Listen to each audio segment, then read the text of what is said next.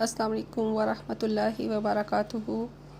Students, کل ہم لوگوں نے فہم القرآن میں سے سبق نمبر 1 نماز پڑھی تھی، جس کے اندر تکبیر، ثنا اور طاؤس کو ڈسکس کیا تھا، اور آج ہم اسی چیپٹر کے اندر ایکسرسائز میں گرامر کو کریں گے۔ گرامر کے اندر اسم، فعل اور حرف کو آج پڑھیں گے۔ جب بھی کسی زبان کے قواعد ترتیب دیے جاتے ہیں تو اس زبان میں استعمال ہونے والے تمام بامعنی الفاظ کی گروہ بندی کر لی جاتی ہے۔ انگریزی میں یہ گروپنگ 8 کی تعداد میں ہے، جسے آپ پارٹس آف سپیچ کے نام سے جانتے ہیں، جبکہ اردو اور عربی میں یہ گروپ صرف 3 ہیں۔ ہم یوں کہہ سکتے ہیں کہ عربی میں کلمے کی 3 اقسام ہیں۔ کلمہ کسے کہتے ہیں؟ کلمہ جتنے بھی بامعنی الفاظ ہیں ان کو کلمہ کہا جاتا ہے۔ کلمے کی 3 اقسام ہیں، کون کون سی ہیں؟ نمبر 1 اسم، نمبر 2 فعل اینڈ نمبر 3 حرف۔ اسم اس لفظ یا کلمے کو کہتے ہیں جس میں کسی چیز، کسی شخص، چیز، جگہ کا نام بتایا جائے، مثلا کتاب، مدینہ، حامد اور صالح تمام اسم ہیں۔ ٹھیک ہے۔ فعل وہ کلمہ ہے جس سے کسی کام کا کرنا یا ہونا ظاہر ہو، کسی کام کا کرنا یا ہونا ظاہر ہو اور اس میں کوئی زمانہ بھی پایا جائے۔ ٹھیک ہے۔ مثلا زارابا، اس نے مارا، ذہبا، وہ گیا، داخلا، وہ داخل ہوا۔ عربک کے اندر جیسے انگلش کے اندر آپ کے 3 زمانے پائے جاتے ہیں، پریزنٹ، پاسٹ اینڈ فیوچر، اسی طرح فعل کے اندر عربک کے اندر صرف 2 زمانے پائے جاتے ہیں، فعل ماضی اور فعل مضارع۔ فعل مضارع کے آگے 2 اقسام آ جاتی ہیں، حال اور مستقبل، اس کے ایک ہی کے اندر ہی مضارع کے اندر ہی حال اور مستقبل دونوں پائے جاتے ہیں۔ ٹھیک ہے۔ تیسرا ہے حرف۔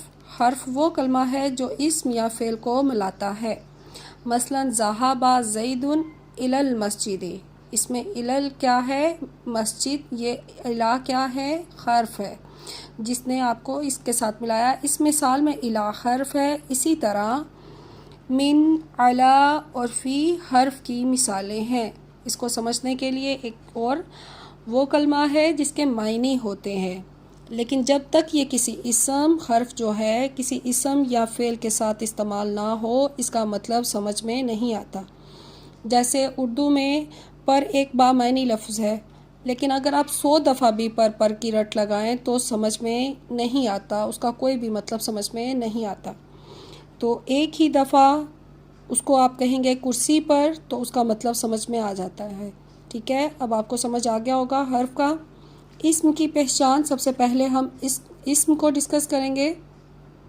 اسم کی پہچان، عربی زبان میں استعمال ہونے والے اسم کے بارے میں 4 باتوں کا علم ہونا ضروری ہے۔ اسم کا اعراب یا حالت، اس کو انگلش میں اسٹیٹس بھی بولا جاتا ہے۔ اعراب مطلب اسم کا مرفوع ہونا، منصوب ہونا یا مجرور ہونا، حالت رفع میں، ایزی ورڈ میں حالت رفع میں ہونا، حالت نصب میں ہونا یا حالت جر میں ہونا۔ اسم کا واحد یا جمع ہونا، ٹھیک ہے، اس میں مثنیٰ نہیں شو کیا گیا، واحد ایک کے لیے ہوتا ہے اور جمع آپ کو پتہ ہے 2 سے زیادہ کے لیے استعمال ہوتا ہے، لیکن عربک گرامر کے اندر واحد ایک کے لیے، یہاں مثنیٰ بھی آتا ہے، مثنیٰ 2 کے لیے ہوتا ہے اور جمع جو ہے 2 سے زیادہ کے لیے استعمال کیا جاتا ہے، اور ان کو عدد بھی کہا جاتا ہے، نمبر بھی کہا جاتا ہے۔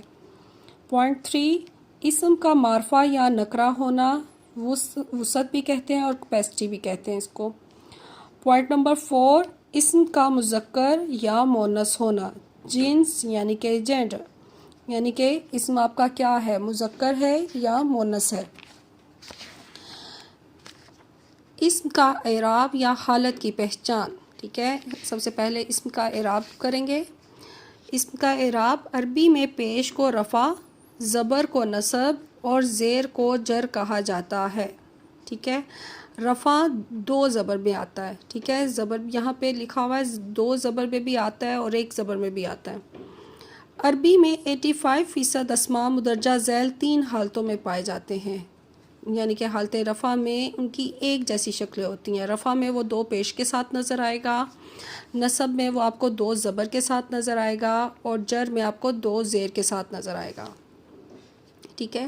جیسے کتابن، لاسٹ پہ یہ دو جو پیش ہیں ان کو اعراب کہا جاتا ہے. ٹھیک ہے، اعراب کتابن، اس کی یہ جو دو پیش ہیں یہ اعراب ہے اور یہ حالت رفع میں ہے.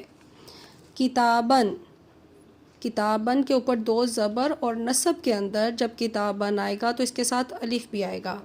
صرف دو ایسے ہیں جس کے ساتھ یعنی کہ جمع حالتیں ایسی ہیں جن کے ساتھ الف نہیں آئے گا، اس کو ہم یہاں پڑھتے ہیں. کتابن دو زیر کے ساتھ، مسلمن دو پیش کے ساتھ، مسلمن دو زبر کے ساتھ اور ساتھ میں الف بھی آئے گا، یہ حالت نصب ہے.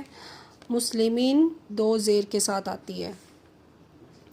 ان اسماء کے آخر میں تنوین آتی ہے. پہلی حالت میں دو پیش، دوسری حالت میں دو زبر اور تیسری حالت جر میں دو زیر آتی ہے. یعنی کہ یہ حالت رفع ہے، یہ نصب ہے اور یہ حالت جر ہے. حالت جو بھی ہو مطلب نہیں بدلے گا. یعنی کہ کتابن کتاب ہے تو کتابن بھی کتاب ہوگا، کتابن بھی کتاب ہی ہوگا. ٹھیک ہے. ایسے مسلمون بھی مسلمان ہے، مسلمن بھی مسلمان ہے، مسلمین بھی مسلمان ہی ہوگا. یعنی کہ تینوں حالتوں میں معنی ایک مسلمان ہی ہوگا. ٹھیک ہے.